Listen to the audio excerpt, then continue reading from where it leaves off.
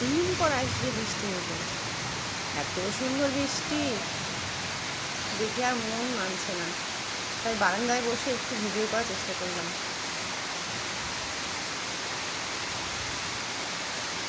গরমে সবাই হাঁসফাঁস করছে, আজকে খুব সুন্দর বৃষ্টি হচ্ছে।